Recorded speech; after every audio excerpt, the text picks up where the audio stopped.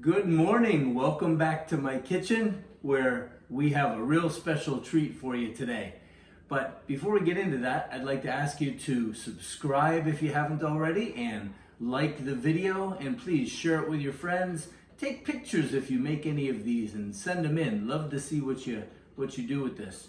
So today what we are going to do, another thing too, is much of the meat that I cook comes from, all of the beef and pork comes from ButcherBox, and you can get a discount of $30 off your first order by using the link in the description below. So let's jump right in here. What we've got today is one of my absolute favorites. I'll often get it when I'm out at restaurants, and I love when the waiters come by and they have platters of lamb chops. Those are just fantastic. So I don't eat them very often. They often seem expensive, and over the last couple of years, I don't know, with shipping and whatever, I haven't seen a lot of lamb. But I found them yesterday at a reasonable price at Aldi, and I snatched them up, and I'm going to share with you my recipe. And it is pretty involved, because the first thing we're going to do is cut them apart and put them in a marinade and let it sit there all day. And then later we're going to cook them in the air fryer. It'll be my first time. I've usually done them in the oven under a broiler, but I'm sure they'll be fantastic, as so many other recipes have come out great. So we'll get to experiment with that together. So without any further ado, let's jump right in and see what we're going to need. Okay, so ingredients. We're going to need a rack of lamb, and you'll see the price was great. At Aldi it was $10.99 a pound, and I jumped on that because it's about $15 or $17.99 a pound at BJ's. We'll need a pan that we're going to mix everything in, and then we're going to dip each of our items in there. And then we need thyme and garlic and rosemary, can you see that? And salt and the juice of 1 or 2 lemons, not quite sure, we'll see as we go. And also we'll need some ground pepper. We'll need a couple measuring, and that's a half and a whole teaspoon. And we'll need a bag that we're gonna put everything in to marinate it. And then we'll need a good cutting board and a knife. So let's jump right in and get started. Okay. So the first thing that I've done is taken the lambs out of the bag. This is 2 1/4 pounds, and it has 8 ribs on it. And have a paper towel around, because these bones are sharp, and depending on how you hold them, you can easily cut yourself on these edges. And so what we want to do now is just take our knife and follow in between the ribs and come out with lamb chops separated like that. So, and I can feel it when I'm holding this, so I'm going to use my paper towel to not cut my hand. And let's do another one. I'm just following the line between the ribs, much like pork ribs. And stay out of the bone, cut them apart, and you'll just want to do this for the whole package. And so I'll meet you back here after we've gotten them all separated. So once we've sliced them, we have 1, 2, 3, 4, 5, 6, 7, 8, 9, 10 ribs.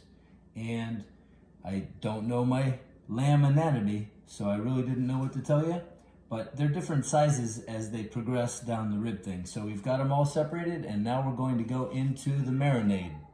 Okay, so for the marinade, one thing that I forgot to mention is we're going to need some olive oil. So let's go ahead and put 4 tablespoons of olive oil in there. 1, 2, 3, 4. And then next, we will use about a 1/4 teaspoon, and rounded is okay, of thyme. Feel free to add or subtract. And garlic, always a good one. We'll go ahead with a nice rounded scoop, 1/2 teaspoon of garlic. And then rosemary. That's yummy. Okay. Rosemary, we'll also do a flat 1/2 teaspoon of rosemary. And then ground pepper, we can go ahead and put in as much as we like, I'd say. Also good to do about half a teaspoon, and then some salt. A half teaspoon of that. So pretty straight across the board. We've just put half a teaspoon of everything. And the only thing that we're missing is the lemon juice. So let's cut those and squeeze that in. All right, so now we've got our lemons, and I cut them lengthwise, and I'm gonna squeeze them in there. And really, I'm gonna say that just 2 halves of this particular lemon, because it was nice and juicy, are enough. And we have a fork in there, and I like to take those out so I don't end up cooking it later. And now we have our marinade, and I also put another half teaspoon of garlic and salt in it when I had the camera off. So I'll put the amounts that I used in the description below, right next to the ButcherBox discount ticket link. So now, what do we do with this? Let me show you. So next, what we want to do is run each of these through the marinade so that we get a good bunch of liquid on each of the ribs or chops. And then we're going to throw it in the pounder bag. And so just keep doing that until they are all covered and in the marinating bag. Okay, so we scrape each of the chops through the sauce, the marinade, and put them all in the bag. And so now what we want to do is go with a spatula and get all those extra spices and the oil and the lemon juice and dump that into your bag, so you don't lose any of the spice. And then set that to the side. Take the air as much out of the bag as you can. And then mix them around a little bit. And what you'll do now is put this in the fridge for the next several hours. And every time you walk by the fridge or go get a snack, flip it over, mix it around, make sure that marinade is hitting all of the chops, and that will just absorb all the flavor for later when we cook. So we'll see you in a few hours. I would say typically you want to leave this on for a minimum of an hour, but if you have the opportunity to do this in the morning and then prepare them in the evening to cook, then they're really going to have much more flavor. So there we go. See you in a while when we're ready to cook. All right, we are back, having left our marinating lamb chops all afternoon. And if you put them in the fridge, they get kind of congealed. So what I always do is take them out half an hour or an hour beforehand and just set them out, maybe put them in the sun, or I had an oven that was still a little warm and I put them in there so that they could get juicy, and I mixed them around a little bit more. And so now I am heating up the air fryer to 380 degrees. Start with that, and I'll meet you back here and we'll figure out how we're gonna put them in the air fryer to cook them for between 15 and 22 minutes. All right, so now let's put these in our preheated air fryer. Keep in mind that the air fryer is blowing down from the top, and so only one side cooks at a time. And so when I was trying to think how is the best way to do this, I thought about perhaps standing them up, or in this case, let's do that. Okay, that might be a little tricky, but the idea would be to take them all like this, one by one, holding on to them, stand them all up kind of in a teepee, right? And we have 10 of them, I think we counted. Try and build this little thing right in the middle, like a Boy Scout building the beginning of a fire. Shout out to Lee, who is also a great chef.